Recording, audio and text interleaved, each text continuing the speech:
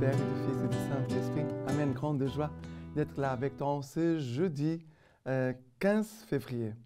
Aujourd'hui, nous sommes le jeudi après le mercredi de Cendres. Nous sommes déjà en train de vivre les grâces du carême.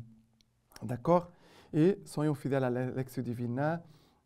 Il faut aussi déjà penser quels sont les points de conversion que je vais faire des efforts pour vivre pendant ce temps de grande grâce et aussi de bien préparer ta confession, faire une bonne et profonde confession. D'accord?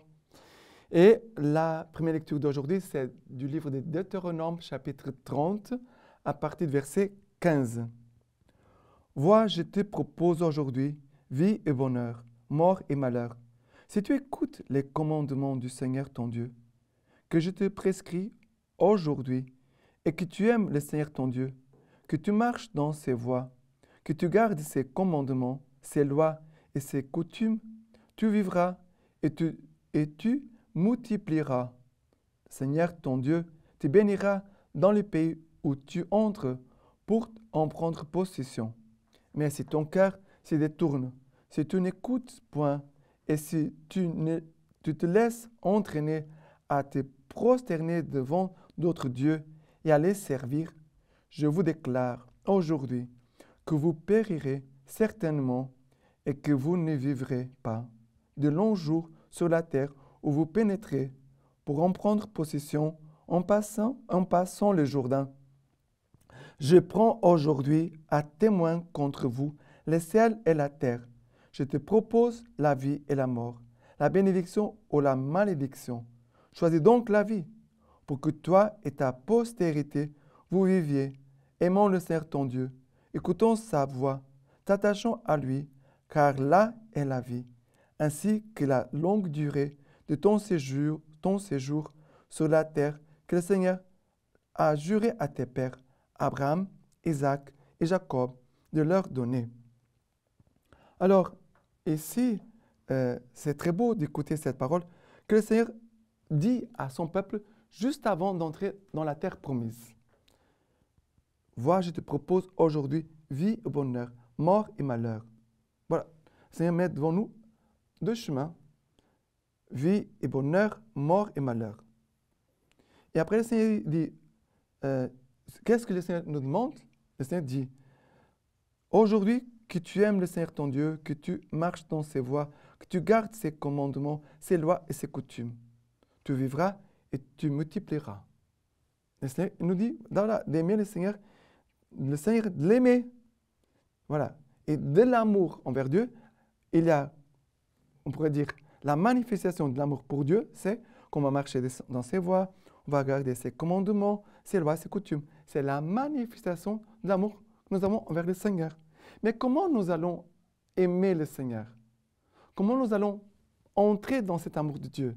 Après, il va dire vers le verset ici, le verset 19, il dit, je prends aujourd'hui à témoin contre vous le ciel et la terre. Je te propose la vie et la mort, la bénédiction et la malédiction. Choisis donc la vie pour que toi et ta postérité vous viviez. Ici, alors, il répète à nouveau, aimons le Seigneur ton Dieu. Comment nous allons aimer le Seigneur notre Dieu? Il dit, écoutons sa voix. Ça commence pour marcher dans ses voies, pour garder ses commandements, ses lois et ses coutumes. Il faut écouter le Seigneur, sa voix. Et en écoutant sa voix, on va s'attacher à lui. Car là est la vie. Si tu écoutes le Seigneur ton Dieu, si tu t'attaches à lui, là tu trouveras la vie. C'est avec le temps de carême, c'est un temps très fort d'écoute de Dieu. Et nous devons demander au Seigneur de purifier notre écoute. Parce que parfois, nous avons les oreilles bouchées, on a beaucoup de dispersion, on a du mal à écouter, à se recueillir et à garder la parole de Dieu. Le Seigneur veut nous sauver, nous aimer, nous donner la vie par l'écoute de sa parole. Et cela, c'est un chemin sûr. Si on écoute la parole, on va entrer dans l'amour de Dieu et on va suivre les pas de Jésus-Christ. D'accord? Et maintenant, le psaume d'aujourd'hui, c'est le psaume 1er, à partir du verset 1. Heureux l'homme qui ne suit pas les conseils des impies, ni dans la voie des pécheurs ne s'arrête, ni au siège des railleurs ne s'assied, mais se plaît dans la loi du Seigneur, mais murmure sa loi jour et nuit. Il est comme un arbre planté près des ruisseaux, qui donne son fruit en la saison, et jamais son feuillage ne sèche. Tout ce qu'il fait réussit. Pour les impies, rien de tel. Car le Seigneur connaît la voie des justes, mais la voie des impies se perd. Alors ici, le Seigneur veut que nous soyons comme des arbres plantés près du ruisseau. Le ruisseau, c'est l'image de la parole de Dieu, comme cette eau qui coule, qui a de la force, qui apporte avec elle la vie, la force, le dynamisme. Voilà, tout ce que l'eau produit, de l'énergie électrique, va arroser les champs, on peut se laver, se baigner. Donc voilà, l'eau, c'est la vie. La vie qui passe devant nous et qui veut nous attirer, à conduire. Comme, voilà, cette eau qui passe et nous sommes l'arbre. Dieu est la vie, comme cette eau qui passe, image aussi de sa grâce, de sa parole, la parole de Dieu. Nous sommes l'arbre, planté, attaché, avec nos racines plongées dans cette eau que c'est la parole de Dieu. Et comme ça, on va porter du fruit. Et même s'il y a de la saison sèche, on ne craint pas.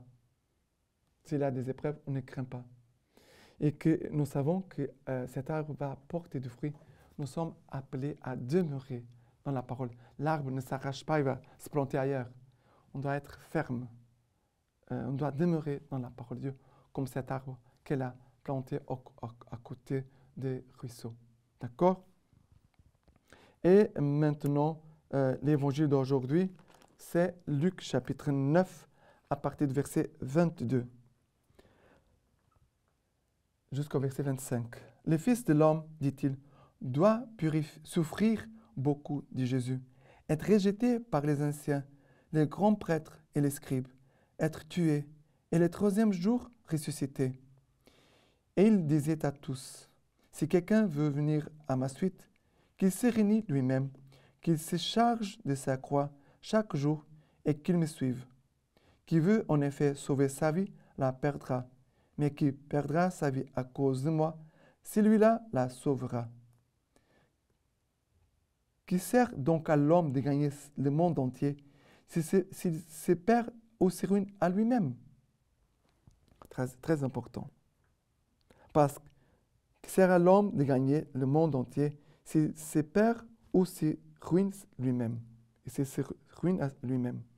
Mais il y a beaucoup de gens dans le monde qui sont là, dedans. Ils sont en train de vouloir gagner le monde tout entier. Ils vont gagner tout. Mais Jésus dit, mais faites attention. Mais c'est comme si Jésus disait, qu'est-ce que tu es en train de faire? Où tu te trouves? Qu'est-ce que tu fais là?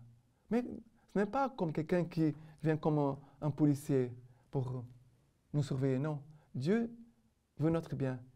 Le Père nous appelle et nous dit, qu'est-ce que tu es en train de faire, mon fils? Où tu te trouves? Qu'est-ce que tu fais là? Pour nous faire penser, comment on peut lutter contre les tentations? Quand on commence à réfléchir, mais à quoi sert de faire telle chose? Qu'est-ce que là va avoir comme conséquence dans ma vie? On doit réfléchir. Pour lutter contre les péchés, les tentations, il faut aussi réfléchir. Ah, mais ici, il n'a pas aucun péché, mon père. Je suis en train de seulement de gagner ma vie. D'accord? Mais tu dois penser à quoi sert tout ça.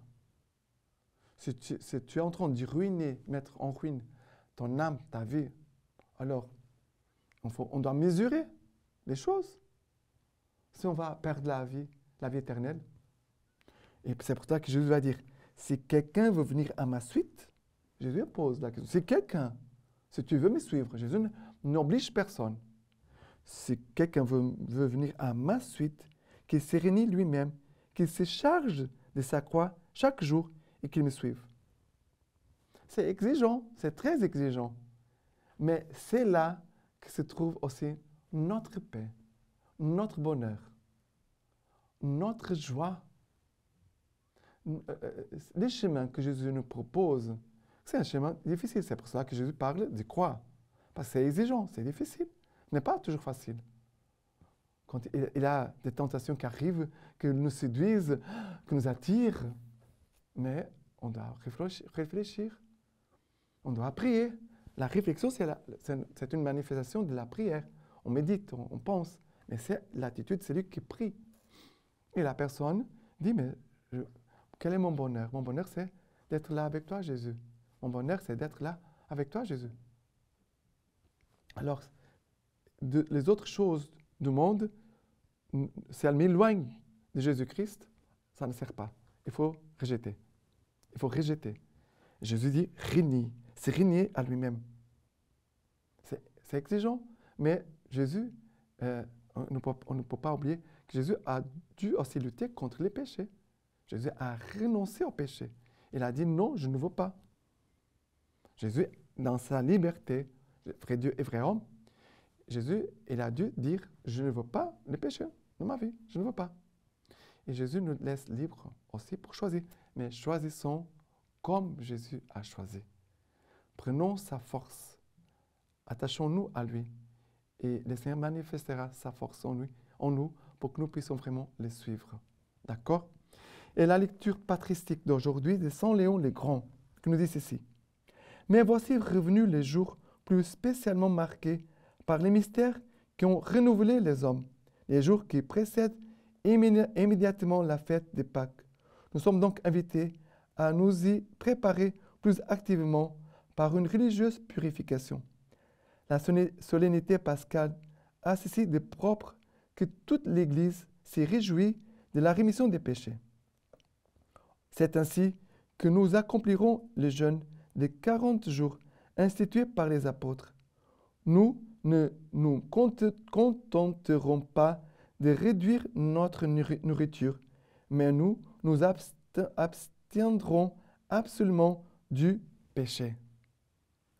Et maintenant, je vous laisse la bénédiction par les mains toutes pures de la Vierge Marie. Que Dieu Tout-Puissant vous bénisse et vous garde, le Père, le Fils et le Saint-Esprit. Amen.